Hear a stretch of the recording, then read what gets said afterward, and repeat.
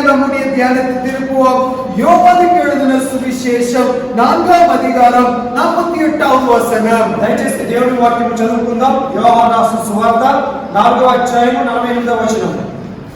அப்பொழுது இயேசு அவனை நோக்கி, நீங்கள் அடையாளங்களையும் அற்புதங்களையும் காணாவிட்டால் விசுவாசிக்க மாட்டீர்கள் என்றார். యేసు సూచక్రియలను మహత్కార్యములను చూడకుంటే మీరంత మాత్రమును నమ్మరని అతనితో చెప్పాను. The title of our message today is Miracle Follows Belief. கர்த்தருக்குள் பிரியமானவர்களே, இன்றைக்கு உம்மத்தியில் பகிர்ந்து கொள்கிற செய்தியின் தலைப்பு என்னவென்றால், అద్భుతం நம்மை பின்பற்றுகிறது. ప్రియమైన దేవుని బిడ్డలారా, ఈ రోజు మీతో పంచుకోబోతున్న దేవుని యొక్క వాక్యం యొక్క సారాంశము, ముఖ్య ఉద్దేశము, టైటిల్ ఏంటంటే అద్భుతము నమ్మకాన్ని అనుసరిస్తుంది. The Samaritans believed without any signs. சமாரியர் எந்த அற்புதமும் அடையாளமும் பார்க்காத நம்பிக்கொண்டு வந்தார். ఈ సమరయులు ఏంటంటే ఏదైనా అద్భుత కార్యము జరిగితే గాని వారు నమ్మరు. The Galileans would not believe unless they see some signs.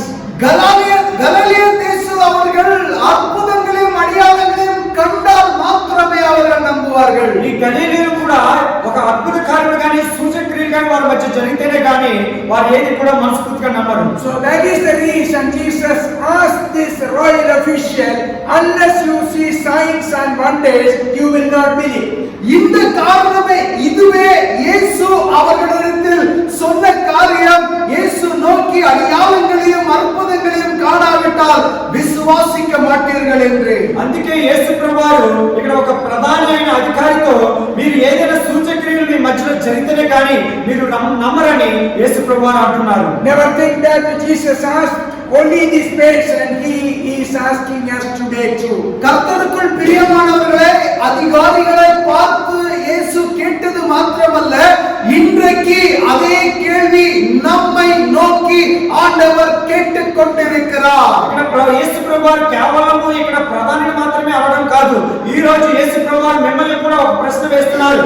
మీరు సూచక్రియ చేస్తే కానీ మీరు నమ్ముతారా లేదా అని. We can read in detail John chapter 4 verses 46 to 54. விவரமாக நாம் 4ஆம் அதிகாரம் 46 லிருந்து 54ஆம் வசனம் வரை வாசிக்கக்கூடும். ఈ వాక్యం యొక్క ఆ జరిగిన కథతో కూడా మనం జరిగినదంతా కూడా లూకా రాసిన సువార్త 4వ అధ్యాయము 46వ వచనం నుండి 54వ వచనం వరకు కూడా మనం చదవగలం. So let us read verse 46. 46வது வசனத்தை வாசிக்கிறோம். பின்பு இயேசு தாம் தண்ணீரை திராட்சரசம் ஆக்கின கலிலேயாவில் உள்ள கானான் ஊருக்கு மறுபடியும் வந்தார். அப்பொழுது கப்பர்நகூமில் ராஜாவின் மனுஷரில் ஒருவனுடைய குமாரன் வியாதியாய் இருந்தார். 46వ వచనం చదువుకుందాం.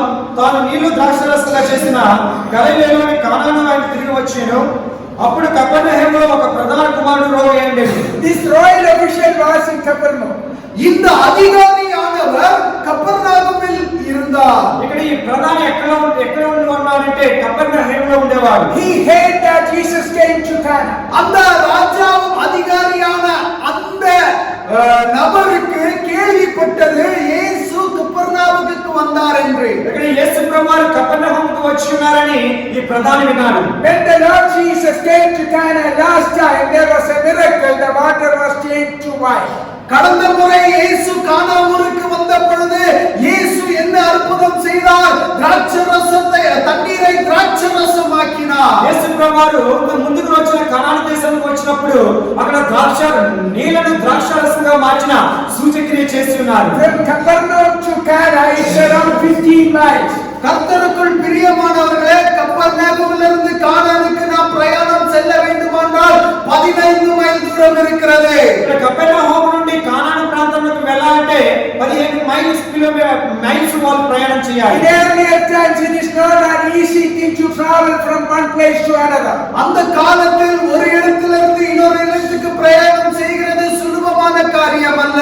ఆ రోజుల్లో ఒక ప్రదేశం నుండి వేరే ప్రదేశానికి వెళ్ళడం, ప్రయాణం చేయడం అనేది అంత సులభమైన పని కాదు. But what did this person do? When we read John 4:47 we find 4ஆம் அதிகாரம் 47வது வசனத்தை பார்க்கும் பொழுது அந்த அதிகாரி என்ன செய்தான்?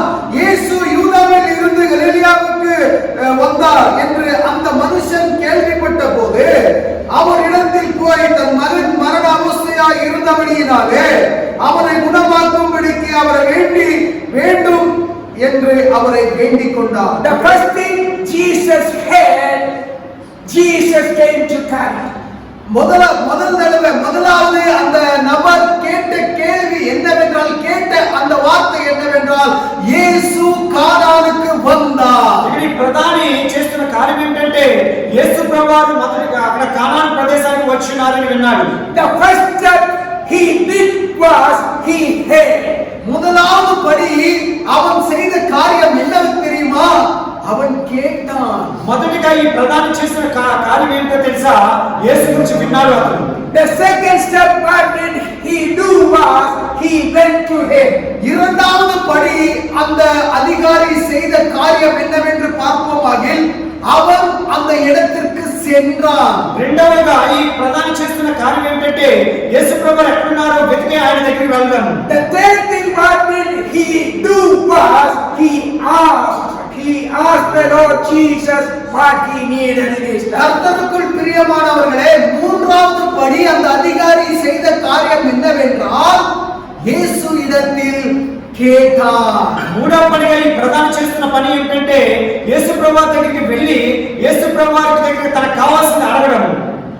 These are the three steps we need to take in our daily life to receive blessings from God. தினந்தோறும் வாழ்க்கையில் நம்முடைய வாழ்க்கையில் பொருத்தமானது எது என்று நாம் தேர்ந்தெடுத்த அதன்படியாக இப்படிப்பட்ட மூன்று படிக்குள்ளாக நாம் செல்ல வேண்டும். ప్రతిరోజు ప్రతి దినము ప్రతి క్షణము కూడా మనం చేయవలసిన ఈ పనులు ఏంటంటే ఈ మూడు మార్గాలను మనం జాగ్రత్తగా గమనించి మన జీవితంలో మొదలు చేయాలి. We need to think that the Lord Jesus is there to take care of my problem. கர்த்தருக்குள் பிரியமானவர்களே, என்னுடைய எல்லா பிரச்சனையை ஆண்டவர் பார்த்துக் கொள்வார் என்ற நம்பிக்கையின் வழியில் நாம் செல்ல வேண்டும். ప్రతి దానిలో ప్రతి విషయంలో కూడా మనం నమ్మవలసింది ఏంటంటే నా కొరకు నా యేసు ప్రభువు నా దేవుడు నాకు తోడుగా ఉన్నాడు, ఆయన నాకు సహాయం చేస్తాడనే ఒక నమ్మకాన్ని మనం కలిగి ఉండాలి. It is not necessary for us to walk from Capernaum to Cana. கர்த்தருக்குள் பிரியமானவர்களே, கப்பர்நாவுமிலிருந்து நாம் கானானுக்கு நடந்து செல்ல வேண்டும் என்பது எந்த தேவையும் இல்லை. ఇక్కడ కపెర్నహూము నుండి కానానుకు మనం నడిచి వెళ్ళవలసిన అవసరం అనేది ఇక్కడ మనకు లేదు. Why? Because the Lord is with us. கர்த்தருக்குள் பிரியமானவர்களே, நாம் நடக்க வேண்டிய அவசியம் இல்லை என்பதற்கு காரணம் என்ன தெரியுமா? యేసు நம்மோடு இருக்கிறார். దేవుడు యేసు ప్రభువు మనతో ఉన్నారు కనుక మనం వెళ్ళవలసిన అవసరం లేదు. So when we go through the problems, we have to make sure that whether the Lord is with us or not. கர்த்தருக்குள் பிரியமானவர்களே, நீங்கள் அந்த பிரச்சனைக்குள்ளாக சிக்கிக் கொள்ளும் பொழுது, இல்ல அந்த பிரச்சனைக்குள்ளாக நீங்கள் போய் கொண்டிருக்கிற வேளையில் உமக்கு தெரிய வேண்டும் உறுதியாக యేసు என்னோடு கடந்து வருவார். నీ సమస్యల్లో చిక్కుకుని వెళ్తున్నప్పుడు, నీ బాధలో ఉన్నప్పుడు తెలుసుకోవాల్సింది ఏంటంటే యేసు ప్రభువు నాకు తోడుగా ఉన్నాడు, నాకు ఏది వచ్చినా సరే ఆయన ముందున్నాడు అని ఒక నమ్మకాన్ని కలిగి ఉండాలి. Is our heart so pure so that our Lord to dwell in it? அன்பான தேவஜனமே, ஆண்டவர் உம்முடைய இருதயத்துக்குள் வசிக்க வேண்டுமா? இருதயம் பரிசுத்தமாக காணப்பட வேண்டும். దేవుడు నీతో పాటు ఉండాలా, దేవుడు నీతో కలిసి ఉండాలంటే ముందు నీ హృదయాన్ని పరిశుద్ధంగా ఉంచుకోవాలి. So you need to experiment in your life whether you have done anything that is not favorable to God. அன்பான தேவஜனமே, உமக்கு ஒரு விஷயம் தெரிந்துதான் ஆக வேண்டும். உமக்குள்ளாக ஒரு அனுபவம் இருக்க வேண்டும். ஆண்டவருக்கு பிரியம் இல்லாததை நாம் செய்து வருகிறதா என்று உம்மை தினந்தோறும் நீங்கள் சோதித்து பார்க்க வேண்டும். ప్రియమైన సహోదరి సహోదరులారా, మనం ప్రతిరోజు కూడా మనం చేయవలసిన పని ఏంటంటే మనం దేవునికి విరోధంగా ఏదైనా ఒక తప్పేమైనా ఏదైనా పాపం చేస్తున్నామా అని ఒకసారి మనం పరిశోధించుకుంటూ మన పరిశుద్ధతను కాపాడుకుంటూ ఉండాలి. What was the need of this royal official? இந்த அதிகாரியுடைய தேவையாவது என்ன? ఈ ప్రధానికి కావాల్సిన అవసరం ఏంటి? ఈ అవసరం కలిగి ఉన్నది ఏంటి? When we read 4:49, we read that, "Sir, come down before my child dies." அந்த 4ஆம் அதிகாரம், யோவான் 4ஆம் அதிகாரம் 49வது வசனம்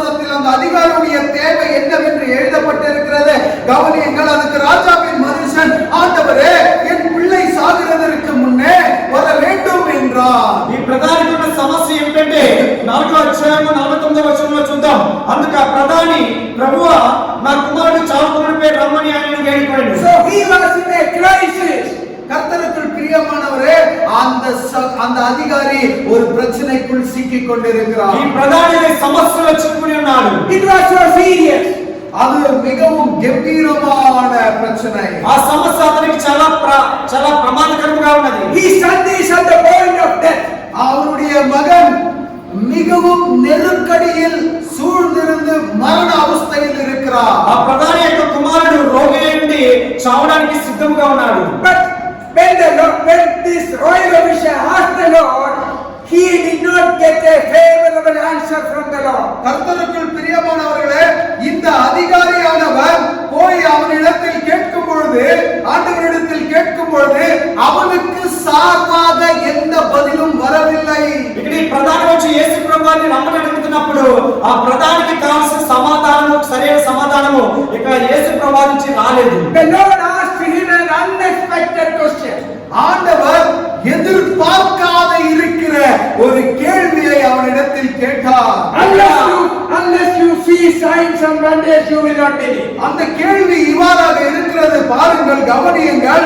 அற்புதங்களையும் அடையாளங்களையும் நீங்கள் காணாவிட்டால் நீங்கள் நம்ப மாட்டீர்கள். యేసు ప్రభువు ఈ విధంగా మాట్లాడుతున్నారు.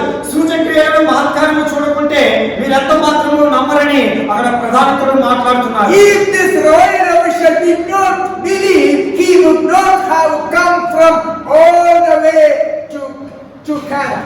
அன்பான தேவஜனமே, இந்த உயர்ந்த அதிகாரியானவர் நம்பாத இருந்திருந்தால் கப்பர்நகூமிலிருந்து கானானுக்கு ஏன் வர வேண்டும்? ఇక్కడ ఈ ప్రధాని దేవుడి సూచక్రియలను చూసి ఉండకపోతే ఈ కపెర్నహూము నుండి కానానికి ఎందుకు వస్తాడైనా? He did not get upset with the question of the Lord. அன்பான தேவஜனமே, இயேசு கேட்ட கேள்விக்கு எந்த ஒரு குழப்பமும் அவனுக்குள்ளாக நேரிடவில்லை. యేసు చెప్తున్న ఈ మాటలకు ఈ ప్రధాని ఏది సమాధానం ఇవ్వాలో అర్థం కావడం లేదు. When we pray to God and we do not get the answer within the time we expect, we generally get upset. அன்பான தேவஜனமே, நாம் ஆண்டவரிடத்தில் ஜெபிக்கும் பொழுது, எதிர்பார்த்து ஜெபிக்கும் பொழுது நமக்கு நேரத்துக்கு பதில் வரவிட்டால் நாமும் குழப்பத்துக்குள்ளாக சிக்கி விடுவோம். మన సమస్యలో మనం ప్రార్థన చేస్తున్నప్పుడు దేవుడి దగ్గర నుండి సమాధానం దొరకకపోతే మనం కూడా చాలా సార్లు ఈ విధంగా బాధపడుతూ మనం దేవుని దూషిస్తుంటాం. But never get upset. Stay with the Lord with patience. அன்பான தேவஜனமே, அப்படிப்பட்ட நேரத்தில் நீங்கள் குழப்பத்துக்குள்ளாவாதீர்கள். தாழ்மையோடு ஆண்டவரிடத்தில் காத்திருங்கள். నీకు సమాధానం దొరకకపోతే నువ్వు చేయవలసింది ఏంటంటే నమ్మకంతో, విశ్వాసంతో, దేవుని మీద విశ్వాసంతో ఆయన మాట కొరకు నువ్వు ఎదురు చూడాలి. Maybe we have been praying for a situation, difficult situation, serious crisis, and we do not get any response from the Lord. Don't get upset. Stay there with the Lord. கர்த்தருக்குள் பிரியமானவர்களே, அநேக நாட்களிலிருந்து நிலைமை மாறினதுக்கும் ஜெபித்துக் கொண்டிருக்கலாம், நெருக்கடிக்கும் ஜெபித்துக் கொண்டிருக்கலாம், பதில் வராத இருக்கிற நேரம் இருக்கலாம். நீங்கள் அந்த இடத்தை விட்டு மாறாதீர்கள். ஆண்டவரை நோக்கி ஜெபித்துக் கொண்டிருங்கள். ஏற்ற நேரத்துக்கு ஆண்டவர் உங்களுக்கு பதில் அளிப்பார். సంవత్సరం నుండి ప్రార్థన చేస్తూ ఉంటారు, మీకు సమాధానం దొరకకపోవచ్చు. అయినప్పటికీ కూడా యేసు ప్రభువు ఖచ్చితంగా తగిన సమయంలో మీకు సమాధానం ఇస్తారు. ఆయన కొరకు ఎదురు చూస్తూ మీరు నెమ్మది కలిగి ఉండి ఆయనతో మీద విశ్వాసం ఉంచండి. When you listen to the message, you have to believe that the Lord who was present in Cana, he is very well here. அன்பான தேவஜனமே, நீங்கள் செய்தியை கேட்டுக் கொண்டிருக்கிற வேளையில், அன்பான தேவ பிள்ளையே, கானா ஊரில் அற்புதம் செய்த ஆண்டவர் இன்றைக்கு நம்ம தேவன் இருக்கிறார். நமக்கு அற்புதம் செய்வார். చేసిన అద్భుత కార్యం చేసిన దేవుడు మన మధ్యలో కూడా ఉన్నాడు. ఆయన నీ మధ్యన, నా మధ్యన కూడా అద్భుత కార్యము చేయబోతున్నాడని విశ్వసించాలి. We all have different situations in our life. அன்பான தேவஜனமே, நாம் யாவருக்கும் விவிதமான பிரச்சனைகளை சூழ்ந்து கொண்டிருக்கிற தேவ பிள்ளைகளாய் இருக்கலாம். ప్రతి మనిషికి వివిధ రకాల సమస్యలు ఉంటాయి. Just to stay behind the Lord, just to stay in front of the Lord, expecting the deliverance from Him. ஆண்டவருக்கு முன்பாக இருந்து உன்னுடைய எல்லா பிரச்சனையை அவருடைய பாதத்தில் இறக்கி வை. ஆண்டவர் எல்லாவற்றையும் தீர்த்து வைப்பார். మీరు దేవుని ముందర నిలిచి మీ సమస్యలన్నీ కూడా ఆయన పాదముల ముందు పెట్టండి. ఖచ్చితంగా దేవుడు మీకు సహాయం చేస్తాడు. Why did the Lord tell this royal official for 50? இந்த அதிகாரியிடத்தில், உயர்ந்த அதிகாரியிடத்தில் இயேசு சொன்னதாவது என்ன என்று 50வது வசனத்தில் நாம் பார்ப்போம். இயேசு அவரை நோக்கி, நீ போகலாம், உன் குமாரன் பிழைத்திருக்கிறான் என்றார். அந்த மனுஷன் இயேசு சொன்ன வார்த்தையை போனார். ఇక్కడ యేసు ప్రభువారు ఆ ప్రధానితో ఏం చెప్తున్నారనేది మనం 50వ వచనంలో మనం చదువుకుందాం. యేసును వెలుగు, నీ కుమారుడు బ్రతికినాడని అతనితో చెప్పగా ఆ మనుషుడు యేసు తమతో చెప్పిన మాట నమ్మి వెళ్ళిపోయాడు. The royal official got a good answer, an answer of relief, an answer of deliverance, that his son will live. அன்பான தேவஜனமே, இந்த உயர்ந்த அதிகாரிக்கு ஒரு நல்ல அவனுடைய கேள்வி சந்தேகத்துக்கும் ஒரு பதில் கிடைத்தது. அந்த பதில் என்னவென்று பார்ப்போமாக, அவனுடைய மகனுக்கு விடுதலை மாத்திரமல்ல, சந்தோஷம் மாத்திரமல்ல, சமாதானத்தின் செய்தி அவனுக்கு கிடைத்ததற்கு பிறகு அவனுடைய இருதயத்தில் ஒரு சமாதானம் காணப்பட்டிருக்கும். ఇక్కడ ఈ ప్రధానికి వారికి లభించిన మాట ఏమిటంటే, ఒక నమ్మకమైన, ఒక విశ్వాసం కలిగిన మాట ఏమిటంటే, నీ కుమారుడు బ్రతికి ఉన్నాడని ఒక సత్యముడు యేసు ప్రభువారు ఆ ప్రధానికి చెప్పి ఉన్నారు. The boy was at the point of death. அந்த அவனுடைய மகன் మరణ అవస్థயில் కాణపట్టాడు. ఇక్కడ ప్రధాని యొక్క కుమారుడు మరణ స్థితికి వెళ్ళిపోయేంత భయంకరమైన స్థితిలో ఉన్నాడు. But the Lord Jesus told him he will live. ஆனால் ஆண்டவர் சொன்ன வார்த்தை என்ன? அவன் பிழைப்பான். యేసు ప్రభువారికి చెప్పిన మాట ఏంటంటే, నీ కుమారుడు బ్రతికి ఉన్నాడు అని చెప్తున్నారు. This is what the Lord tells us. அன்பான தேவஜனமே, அந்த அதிகாரிக்கு சொன்ன வார்த்தையை ஆண்டவர் நமக்கு சொல்கிறார். நீ எந்த பிரச்சனையில் சூழ்ந்து கொண்டிருக்கிறாயோ அந்த பிரச்சனையிலிருந்து நான் விடுவிப்பேன், நீ பிழைத்தே பிழைப்பாய். ఇక్కడ అదే మాట యేసు ప్రభువారు నీతో నాతో చెప్తున్నారు. నీకున్న సమస్యలు, నువ్వు దేని కొరకు ఎదురు చూస్తున్నావో అవన్నీ కూడా నీకు లభించిన విడుదలను అని, విడుదల కలుగును అని యేసు ప్రభువారు చెప్పారు. The devil will make you feel that you will have no deliverance from the Lord. பிசாசு ஒரு அனுபவத்துக்குள்ளாக உன்னை கொண்டு போவான். என்ன அனுபவம் தெரியுமா? உனக்கு விடுதலை இல்லை, நீ அற்புதம் காண மாட்டே என்கிற அந்த அனுபவத்துக்குள்ளாக கொண்டு போக பார்ப்பான். సాతాను ఏం చేస్తుందంటే మనల్ని ఎప్పుడు కూడా శోధిస్తూ ఉంటుంది. నీకు ఇది సంభవించదు, నీకు ఇది లభించదు, ఈ సమస్య నుండి నీకు విడుదల కలగదు అని సాతాను ఎప్పుడు కూడా మనం పరిశోధిస్తూ ఉంటుంది. But the Lord's word, keep believing. ஹalleluya. தேவ பிள்ளைகளே, நம்பிக்கையை இழக்காதீர்கள். அந்த நம்பிக்கையில் உறுதியாயிருங்கள். நம்பிக்கையை நிறைவேற்றுகிற ஆண்டவர் உண்டு. కానీ దేవుడి బిడ్డలైన మనము నమ్మకమును, విశ్వాసమును కోల్పోకూడదు. ఖచ్చితంగా దేవుడు మీ మధ్యలో గొప్ప కార్యం చేయబోతున్నాడు. అదే విశ్వాసాన్ని నేను నమ్ముతూ జీవించాలి. If we keep living, we have the deliverance from the Lord. அன்பான தேவஜனமே, நீங்கள் தொடர்ந்து நம்பிக்கையை வைத்து ஆண்டவரை நோக்கி பார்ப்பீர்களானால் உமக்கு விடுதலை நிச்சயம். నీవు దేవుడి పూర్తి విశ్వాసంతో నమ్మి నువ్వు జీవించినట్లయితే దేవుడు ఖచ్చితంగా మీకు విడుదలిస్తాడు. This man did not need a proof.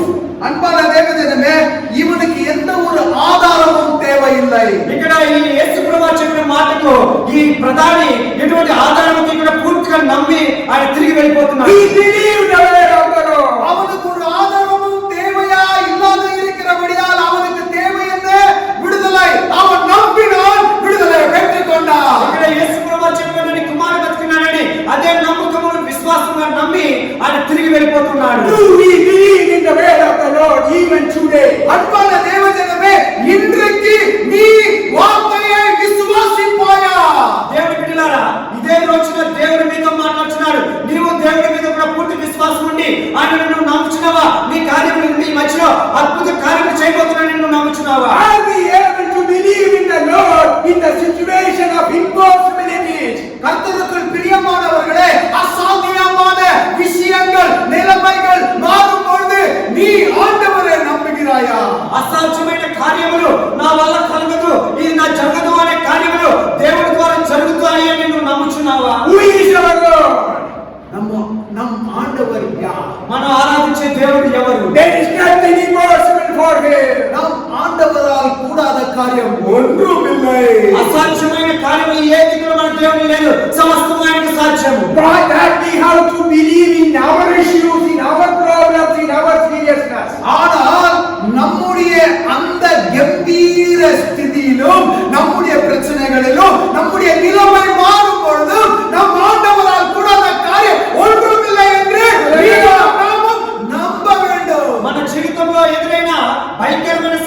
కానీ కోరికలు కానీ ఏ కష్టమైన రోగములు ఏ ఇబ్బంది అయినా సరే అది ఎవరి వల్ల సాధ్యపడినప్పటికీ కూడా మన దేవుడి వల్ల సాధ్యపడుతుంది. అది పూర్తిగా విశ్వాసంతో నమ్మాలి. Whosoever have believed in the Lord, whosoever have called upon him, they never got ashamed. கர்த்தருக்குள் பிரியமானவர்களே, ஆண்டவரை நோக்கி பார்த்தவர்கள், ஆண்டவரை விசுவாசித்தவர்கள், அவர்களுடைய முகங்கள் வெட்கப்பட்டு போகவே இல்லை. ఎవరైతే దేవుని వైపు తిరిగి ఎవరైతే దేవుని మీద విశ్వాసం ఉంచి ఆయనను వెతుకుతారో వాళ్ళు ఎప్పుడు కూడా అవమానం పడరు, సిగ్గుపడరు. This man is returning to Capernaum, believing the word of the Lord. அன்பான தேவஜனமே, இந்த அதிகாரி மீண்டும் திரும்பி கப்பர்நாகமுக்கு போகிறான். எப்படி போகிறான்?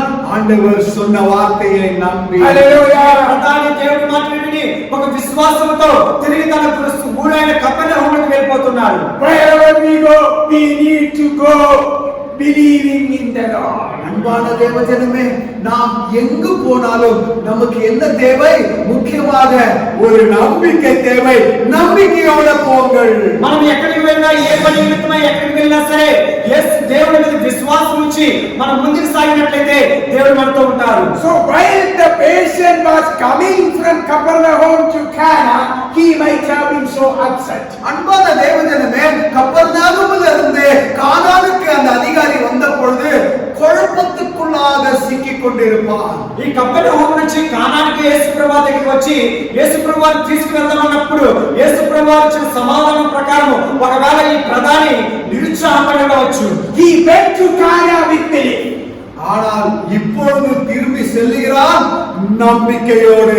ఆ ప్రధాని కానాను ప్రదేశానికి నమ్మకంతో వెళ్ళినాడు. And after hearing from the Lord, he is returning believing. அன்பான தேவஜனமே, ஆண்டவரிடத்தில் அந்த வார்த்தையை கேட்டு கானானுக்கு திரும்பி செல்லுகிறான் నమ్మికయోడు. అదే విధంగా యేసుప్రభు చెప్పిన మాట విని అతడు కానాను నుండి కపెర్నహూము కూడా అదే విశ్వాసంతో తిరిగి వెళ్తున్నాడు. So while he was going to Cana, his belief was, when I tell the master, the Lord Jesus, he would listen to me and he would heal my son. அன்பான தேவஜனமே, கப்பர்நாகமிலிருந்து கானானுக்கு வந்த பொழுது அவனுக்கு இவ்வாறாக ஒரு சிந்தை இருந்திருக்கலாம். என்னுடைய எஜமானனிடத்தில் நான் கூறும் பொழுது அவர் கேட்பார், பதில் அளிப்பார் என்று. ఈ ప్రధాని కపెర్నహూము నుండి కానాను దగ్గరికి వచ్చినప్పుడు ఒక నమ్మకంతో వచ్చి ఉండవచ్చు.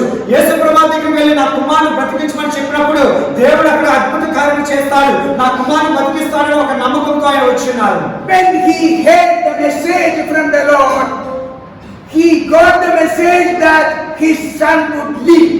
கர்த்தருக்குள் பிரியமானவர்களே, நீங்கள் கேட்டுக்கொண்டிருக்கிற செய்தியை போல அந்த தினத்தில் அந்த அதிகாரி இயேசுவிடத்தில் ஒரு செய்தியை கேட்டான். அந்த செய்தி என்ன தெரியுமா? நீங்கள் பிழைப்பீர்கள், உன் மகன் பிழைப்பார். ప్రధాని యేసుప్రభు దగ్గరికి వచ్చి నా కుమారుడు చావుబతుకులో ఉన్నాడు, రక్షించమని చెప్పినప్పుడు ఇక్కడ యేసుప్రభు చెప్పిన మాట ఏంటంటే తెలుసా? నీ కుమారుడు బ్రతికినాడని ఒక గొప్ప మాట ఆయన చెప్పినారు. At that time there was no telephone, otherwise he could have called that home and he would have known what happened. அன்பான தேவஜனமே, இந்த நாள் அற்புதம் நடந்த வேளையில் அந்த நாட்களில் எந்த கைபேசியும் இல்லை.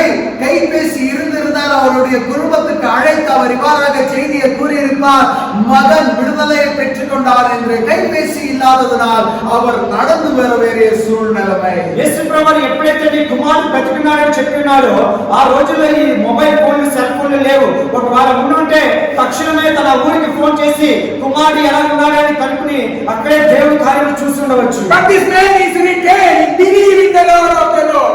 ஆனால் அவருடைய பேர் என்ன எழுதி இருக்கிறது? ஆண்டவருடைய வார்த்தையை நம்பி போனார். కానీ ఇక్కడ ప్రధాని చేస్తున్న కార్యం ఏంటో తెలుసా? దేవుడి మాటని విశ్వసించి నమ్మి ఆయన తిరిగి వెళ్ళిపోతున్నాడు. He went to the Lord believing and going from the Lord believing. கர்த்தருக்குள் பிரியமானவர்களே, வந்தது நம்பி வந்தான், போகிறது ஆண்டவரிடத்திலிருந்து வார்த்தையை கேட்டு நம்பி போகிறான். ఈ ప్రధాని దేవుడు కార్యం చేస్తాడని నమ్మకంతో వచ్చినాడు. అదే విధంగా దేవుడు చెప్పిన మాటను నమ్మి విశ్వాసంతో అదే విధంగా తిరిగి వెళ్తున్నాడు. Dear children of God, are we able to believe in the Lord when we are in crisis? அன்பான தேவஜனமே, நாம் நெருக்கடியில் சிக்கிக் கொண்டிருக்கும் போது நாம் ஆண்டவரை நம்பிக்கொண்டிருக்கிறோமா? మన కష్ట సమయాల్లో దుఃఖ సమయాల్లో ఇదే విశ్వాసాన్ని మనం కలిగి ఉన్నామా? ఒక్కసారి మనం ఆలోచించుకుందాం. If you are upset, you believe that you do not have a Lord who can do miracle in your life. அன்பான தேவஜனமே, பிரச்சனையின் வேளையில், நெருக்கடியின் வேளையில் நீங்கள் குழப்பி போய் இருக்கிறீர்களானால் அந்த நம்பிக்கை வீணாகும். ஆண்டவர் உங்களிடத்தில் இல்லை என்பதை அர்த்தம். నీ సమస్యలో, నీ దుఃఖాల్లో నీవు ఆ సమస్య గురించి ఆలోచిస్తూ దేవుడు నాతో లేడు అని నువ్వు బాధపడినట్లయితే దేవుడు కార్యములను చూడవు. If you are upset over your situation, you were controlled by devil. உன்னுடைய பிரச்சனையை கண்டு நீ குழம்பி போயிருக்கிறாயா? உன்னை ஆளுகை செய்கிறது பிசாசானவர். నీకున్న సమస్యలను చూసి నువ్వు దుఃఖంతో ఏడుస్తున్నావా? నీతో ఉన్నది సాతాను మాత్రమే.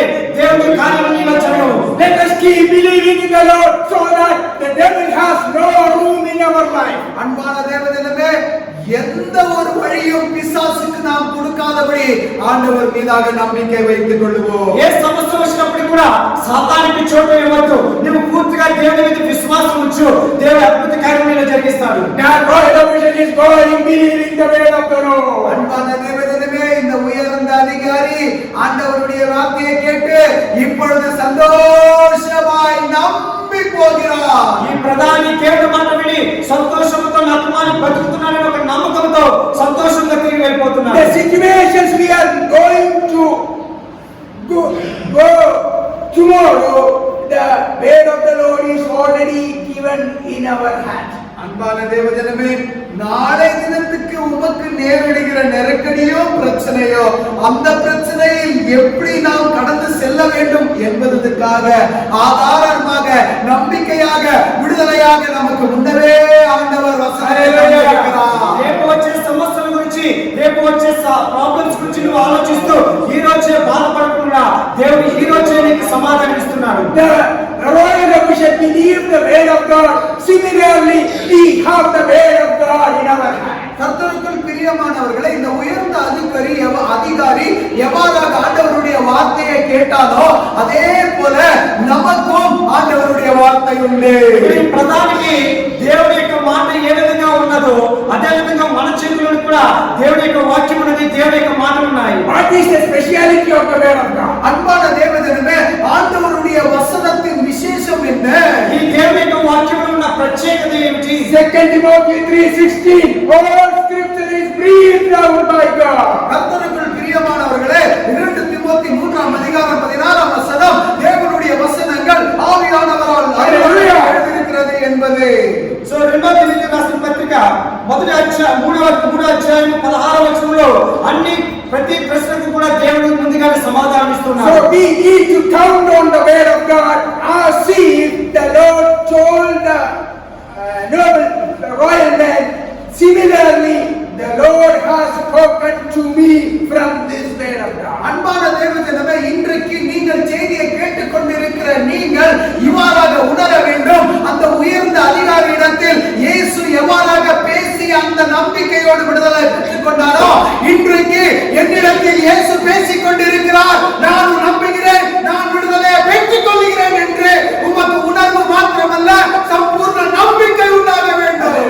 ప్రధాని ఏ విధంగా యేసు యొక్క మాటను పొందుకుని నమ్మకంతో విశ్వాసంతో తిరిగి వెళ్తున్నాడు, అదే విధంగా నీకు కూడా నీకున్న సమస్యలన్నిటికీ కూడా దేవుడు నీకు సమాధానం ఇచ్చినాడని ఒక నమ్మకంతో తిరిగి వెళ్ళాలి. Let us see the Lord in our problems. அன்பான தேவஜனமே, உம்முடைய நெருக்கடியிலும் உம்முடைய பிரச்சனைகளிலும் நீங்கள் இயேசுவை காண வேண்டும். మనకున్న సమస్యల్లో, మనకున్న బాధల్లో, మనకున్న కష్టాల్లో మనం దేవుని వైపు చూడాలి.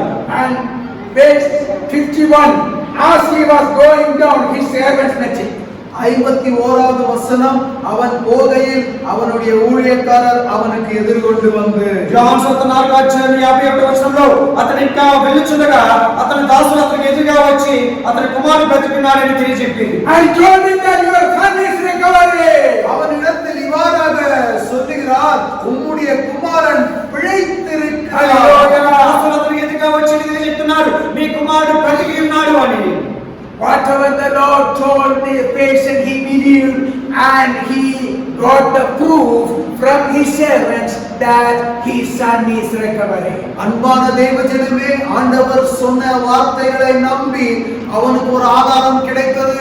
என்ன ஆதாரம்? அவருடைய சேவகர்கள், அவருடைய ஊழியக்காரர்கள் வந்து இவ்வாறாக சொல்லுகிறார், உன்னுடைய குமாரன் பிழைத்திருக்கிறான் என்பதே அவனுக்கு నమ్మకమైన ఆధారం. ఇక్కడ యేసు ప్రభువు చెప్పిన మాటని ఈయన ఆధారం చేసుకుని నమ్మకంతో ఆయన తిరిగి వెళ్తున్నప్పుడు అతను దాసుడు వచ్చి చెప్తున్న ఆధారం ఏంటంటే ఆయన కుమారుడు బతుకున్నాడు. And he asked the servant, what was the time the son told me correct? அன்பான தேவஜனமே, அந்த ஊழியக்காரர்களிடத்தில் இந்த உயர்ந்த அதிகாரி கேட்கிறார், எந்த மணி நேரத்தில் அவனுக்கு குணமாக்கப்பட்டது? ఇక్కడ ఈ ప్రధాని తన దాసుల దగ్గరికి వచ్చి ఒక ప్రశ్న వేస్తున్నాడు, నా కుమారుడు ఏ సమయంలో అతడు ఆ పూర్తిగా రోగం నుండి విడుదల పొందినాడు అని అడుగుతున్నాడు. Yesterday at the seventh hour.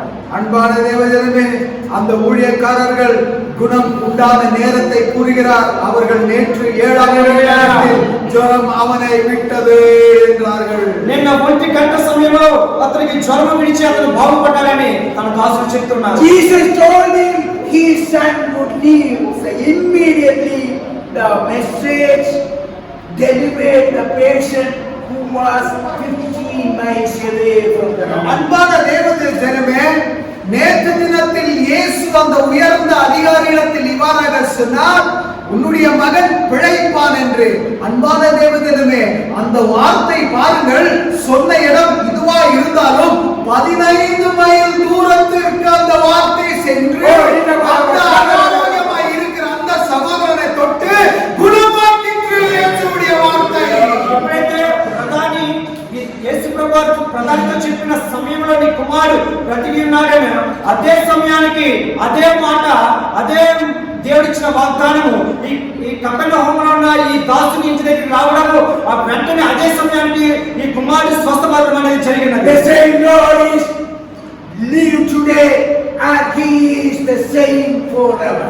அன்பான தேவஜனமே, அவ்வளவு தூரத்தில் ஆண்டவருடைய வார்த்தை சென்று அந்த மகனை தொட்டு விடுதலை ஆக்கினதே.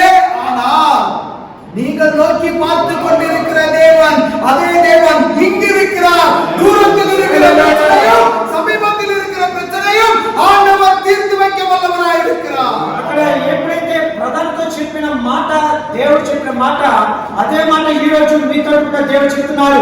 ఖచ్చితంగా మీ సమస్యలన్నీ కూడా తీరబోతున్నాయి, దేవుడు మీకు తోడుగా ఉంటాడు అనే వాగ్దానం మన పట్ల నెరవేరబోతుంది. Sometimes we pray for our believers or relatives who are sick, they are away from us. சில நேரத்தில் நாம் என்ன செய்வோம், உற்றாரோ உறவினருக்கு அவர் பலவீனமாய் இருக்கும் பொழுது அவர்களுக்காக ஜெபிப்போம், அவர்கள் தொலைவு தூரத்தில் இருப்பார்கள்.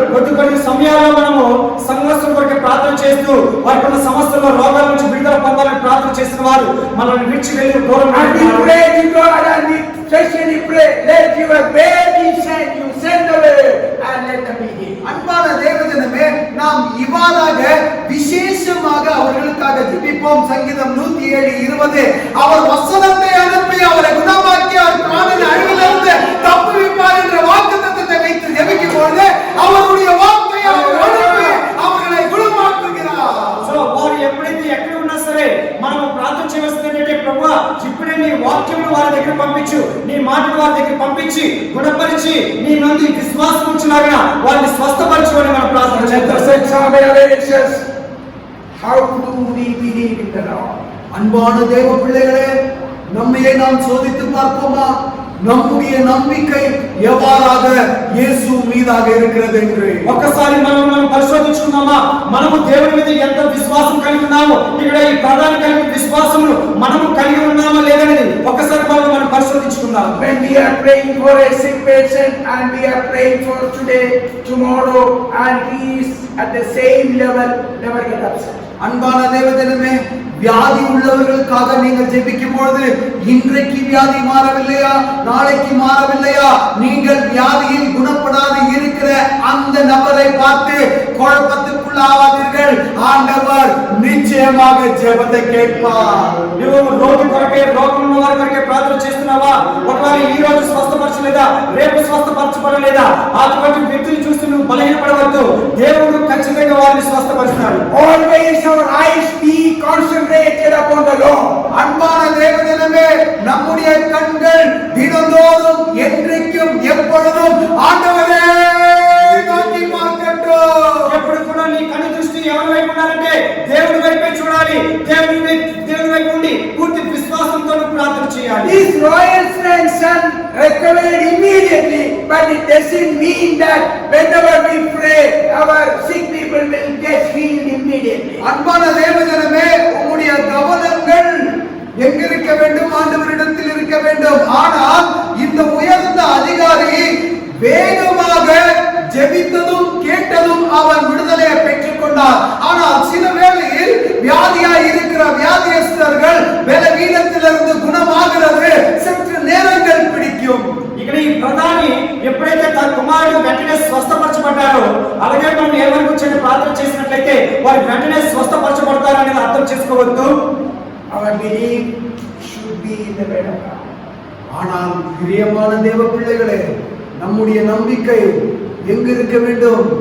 ஆண்டவருடைய வார்த்தையில், வசனத்தில் இருக்க வேண்டும். మన యొక్క నమ్మకము, మన యొక్క విశ్వాసం దేవుని ఉండాలంటే దేవుని వైపు ఉండాలి. దేవుడు ఖచ్చితంగా స్వస్థపరుస్తాడని నమ్మకం మనం కలిగి ఉండాలి. Whom we believe. நீ யாரை நம்பிக்கொண்டிருக்கிறாய்? నీవు ఎవరిలో నమ్మకం కలిగి ఉండాలి? Who is the controller of all. அன்பான தேவஜனமே, எல்லாவற்றையும் ஆளுகிற தேவன் மீதாக நீ நம்பிக்கை வைத்திருக்கிறாய். அந்த தேவன் சர்வ வல்லமையுள்ள தேவன். సర్వాధికారము కలిగిన దేవుని మీద నువ్వు విశ్వాసం ఉండాలి.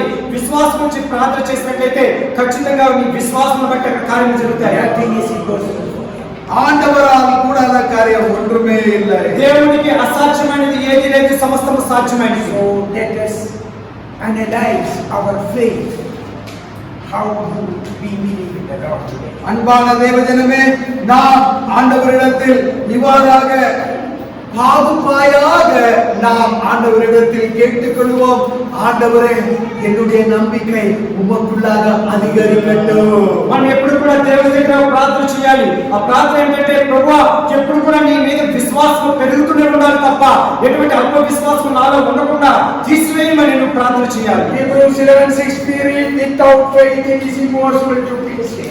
அன்பான தேவஜனமே, எபிரியருக்கு எழுதின நிருபம் 11ஆம் அதிகாரம் 6ஆம் வசனம் இவ்வாறாக எழுதப்பட்டிருக்கிறது. விசுவாசம் இல்லாமல் தேவனுக்கு பிரியமாய் இருப்பது கூடாத காரியம். హెబ్రీయులకు రాసిన పత్రిక 11వ అధ్యాయం 6వ వచనంలో విశ్వాసం లేకుండా దేవునికి ఇష్టడైనటువంటి అసాధ్యం. Hebrews 11:1 we read, now faith is the assurance of things hoped for, the conviction of things not seen. எபிரியர் 11ஆம் அதிகாரம் 1ஆம் வசனம், விசுவாசமானது நம்பப்படுகிறவைகளில் உறுதியும் காணப்படுகிறவைகளில் நிச்சயமுமாய் இருக்கிறது. సో హెబ్రీయులకు రాసిన పత్రిక 11వ అధ్యాయం మొదటి వచనంలో విశ్వాసం అనేది నిరీక్షింపబడిన వారి యొక్క నిజ స్వరూపమును అదృష్టమైన ఎన్నప్పుడు రుజువై ఉన్నది. Believing is faith. அன்பான தேவஜனமே, நம்புகிறதை நாம் பார்ப்போம். నమ్మకం ఉన్నదే మనం చూడగలము. So let us consider adopting the belief that the royal official had in relation to his son who was at the point of death. அன்பான தேவஜனமே, நாம் ஒரு விஷயத்தை கருத்தில் வைத்துக் கொள்வோம். அந்த உயர்ந்த அதிகாரி நம்பினான், மகனுக்கு அற்புதம் நடந்தது. அதே போல் நாமும் நம்புவோம், அற்புதத்தை காணுவோம். ఈ రోజు దేవుని వాక్యం ద్వారా ఒక నమ్మకం, ఒక విశ్వాసం మనం కలిగి ఉన్నాం. ఆ విశ్వాసం ఏంటంటే, ఇక్కడ ప్రధాని ఏ విధంగా తన కుమారుడు స్వస్థపరచబడతాడని దేవుని యొక్క మాట ద్వారా నమ్మినాడు. అదే నమ్మకాన్ని మనం కూడా తీసుకుందాం. దేవుడు మన జీవితంలో కూడా గొప్ప కార్యం చేయబోతున్నాడని నమ్మకంతో మనం ఉందాం. John 4:47 we have seen three steps. யோவான் 4:47 மூன்று படிகளாக அந்த வசனத்தை பார்த்தோம். యోహాను సువార్త 4వ అధ్యాయం 47వ వచనంలో మనం చదువుకున్న విధంగా మూడు కార్యాలను, మూడు విధమైన పనులను మనం చూస్తున్నాం. This man heard that Jesus had come from Judea to Galilee. அன்பான தேவஜனமே, முதலாவது படி, இந்த அதிகாரி இயேசு కానావుకు యేసు కబర్నాముకు வந்தார் என்று கேட்டான். ఇక్కడ మొదటిగా అతను చేసిన పని ఏంటంటే వినడం. యేసు యూదయ నుండి గలిలయకు రావడం అనేది మనం విన్నాం. First we have to hear the word of God. முதலாவது நாம் அதனுடைய அர்த்தத்தை நீங்க பார்க்கும் பொழுது முதலாவது நாம் ஆண்டவருடைய வார்த்தையை கேட்க வேண்டும். ఇక్కడ ప్రధాని ఏ విధంగా విన్నాడు, అదే విధంగా మనం దేవుని యొక్క వాక్యం ముందు శ్రద్ధగా వినాలి. We have the word of God in relation to all our problems in our Bible. அன்பான தேவஜனமே, உம்முடைய எல்லா பிரச்சனைக்கு பரிகாரம் சத்திய வேதத்தில் உண்டு. మనకున్న ప్రతి సమస్యకి ప్రతి పరిష్కారం ఇచ్చే దేవుడు మనకున్నాడు.